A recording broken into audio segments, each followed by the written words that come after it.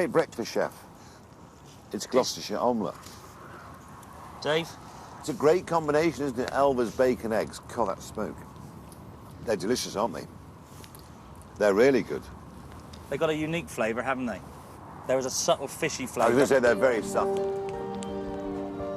And to eat them in the moonlight with two great guys, campfire, bottle of cider, what more does a man want? Something wives don't understand. It's just the most romantic evening one could possibly spend. But, you know, it's serious work down there. It's cold. It really is. I can see why Elvers cost a fortune. It's nothing to do with the eels. Coming up, Jackpot. Marco goes looking for a personal favourite to complete his shortlist of appetizers. This reminds me of collecting golf balls. But will problems in the kitchen Do not push me. affect the diner's verdicts?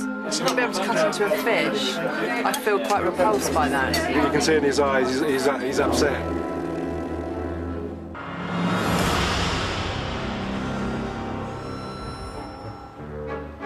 Marco Pierre White is travelling the country searching for potential appetizers for his Great British Feast. So far, he's chosen potted shrimps and smoked eel for his shortlist.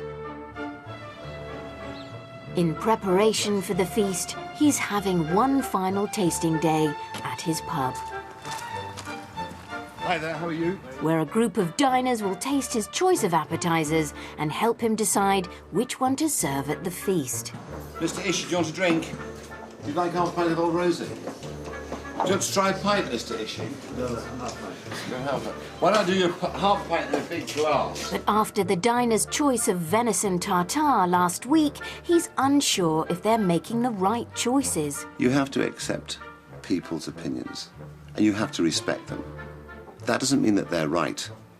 It's like the customer's not always right. I love you on the Old Rosie, Mr. Ish. So in the morning, Marco's decided to head down south, as he's determined to play it safe and get a personal favourite on his shortlist for the feast.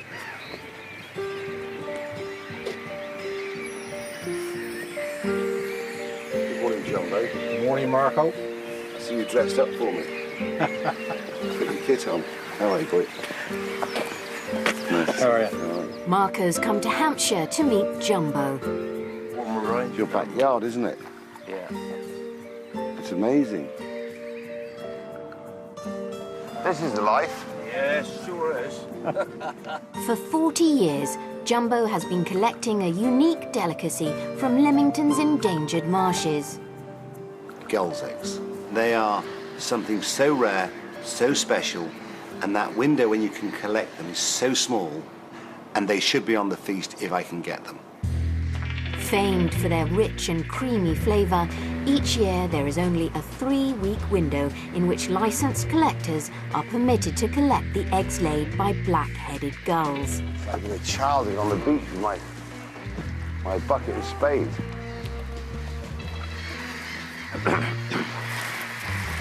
This is very exciting. Their rarity means the eggs are sold for as much as £4 each, and Marco's quickly discovering why. I didn't see that one. Are you on your second bucket? Yeah, I'm the second one. You walk quick, you boys, don't you? Haven't you done well?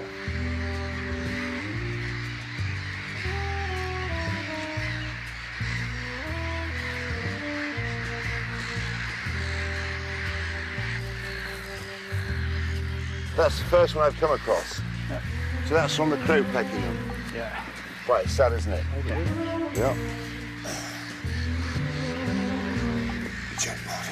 This reminds me of collecting golf balls. It's extraordinary off the practice range, picking them all up. It's interesting how you can miss eggs very easily. Oh, isn't yeah. You could go down one way and somebody comes back in the opposite direction and they think, Christ, these must be blind. it?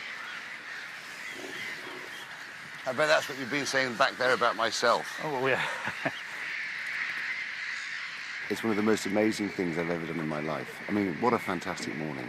And what's very sad, in 10 years' time, those marshes will have dissolved away, they'll have eroded, they'll be gone. They are my favourite food. If I had to have just one thing, was my last supper, it would be gull's eggs. So what I'm going to prepare for you now is eggs mayonnaise, but with a little difference. Gull's eggs. What we do is we put the gull's eggs just in warm water, just to warm them. The chance of them cracking is much less. Put them in the boiling water, and that's for 6 minutes. You can't afford to overcook them. To stop the cooking, into ice water. So the gull's eggs have chilled, and what we've got to do now is just take off their shells. So how we serve them is with just classical mayonnaise, just mayonnaise. But then we make our homemade celery salt. And what that is, it's equal quantities of salt and grated celeriac. But if that's too much aggravation, then you can go down to the delicatessen. You can go to the supermarket and buy celery salt, which is perfectly good. What we do is we just serve a little bit of mayonnaise on the tip of each one. And then we take the celery salt, sprinkle it around. Delicious, very simple. Look at the translucency of the egg. And I would regard this as one of the true luxuries in gastronomy.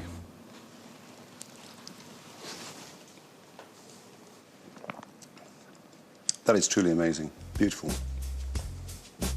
Gull's eggs mayonnaise, or egg mayonnaise with gull's eggs, whichever way around you like it, I don't care. Delicious, very simple, not trying to be anything, and we've allowed her to show herself off. Marco's short list of appetizers is now complete. But on the way back, he's decided to stop off at a supermarket. The rarity of gull's eggs has set Marco thinking, are some of the ingredients he's been sourcing available off the shelf? Sorry, madam. I very rarely step out of my own environment. It's the way I am. And so even me today being in a supermarket, it's a rarity. Is this one way?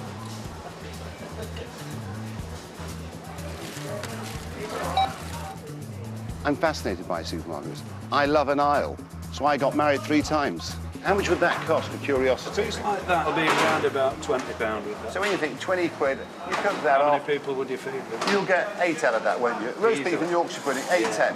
So it's £2 a portion, it's great value. And what's your name? Roy. Roy. Craven. My uncle Nice was to called meet you. Roy, he was a butcher as well. Look, see, this is great. Do you like this? Mustard. Oh, I love mustard. It's the best mustard in the world. I bet your old man loves it, doesn't he? He does. He Oh, likes they a are. bit of hot stuff. Yeah, I'm sure. Supermarkets, you can't sort of poo-poo them. You've got to look at them for what they are. They're convenient. You can buy most things. I would say the majority of things that I cook, you'll be able to buy in supermarkets. I'm not saying you'll be able to buy roe deer in a supermarket, but the majority of things are all on these shelves or on these counters. When they're not looking, snap a piece off.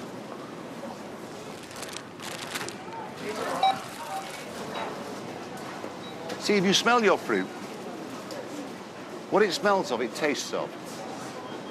So if it doesn't smell of grapefruit, it doesn't really taste of grapefruit. It's just acidic. When you're buying fresh fruit, you should always smell it. If it doesn't smell of pineapple, it doesn't taste of pineapple. If it doesn't taste of oranges, it doesn't smell of orange, it doesn't taste of orange. Look at me oranges then. So you have a quick smell. Can you smell orange? No. There you are. Oh. Can you? No. As Marco leaves the supermarket, he spots his favourite fish of all time. Ah, so I see you whipped out the turbot since I was last here. That's very nice. You see. It's a farm turbot. What's great about it is it's affordable, isn't it? So when you think for £4.54 for turbot, it's cheap. If that was a wild fish, it'd be another 2-3 quid on top. Although he's already chosen his short list of appetizers, it's too good an opportunity for Marco not to cook one of his favourite dishes.